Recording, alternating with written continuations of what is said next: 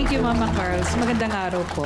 Okay, unang-una kung napansin nyo yung sinasabi, yung nangyari dito kay Aling Marcelita, di ba sabi nga niya na gusto niya magpakamatay. Siguro ito yung sa kadahilanan na hindi lang ito yung sinasabi natin nagkaroon ng depression, pero pwedeng ito yung tinatawag nating separation anxiety. At ang separation anxiety ay nagdudulot talaga ng yung natatakot tayo na merong fear of abandonment.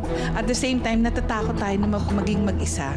Kasi di ba, parang kung napansin nyo yung nangyari sa buhay niya, naging byuda siya, tapos nawala yung pangalawa, tapos etong pangatlo, akala niya, eto na yung parang for them to live forever, kaso nawala si forever. Siguro ang una nating iisipin, pagdating sa ganito, na-underestimate natin ang kapangyarihan ng ngiti, ng mga, yung paghawak-hawak na ganyan, at the same time, yung sabihin na natin mga simpleng bagay.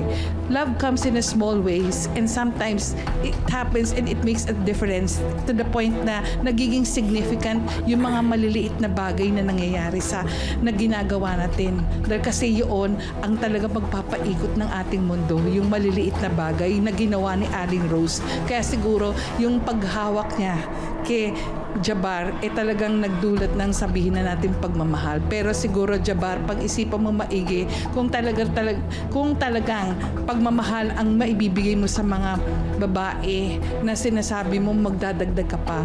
Ako mismo sasabihin ko, hindi lang yung mga babae na si Rose at si Aling Mercy ang maghanap ng iba, kung di talagang dapat ikaw din pag-isipan mo maigi kung meron pang magmamahal sa'yo, kung ganyan ang pag-uugali mo. Yan lang po. Maraming salamat, Dr. Camille.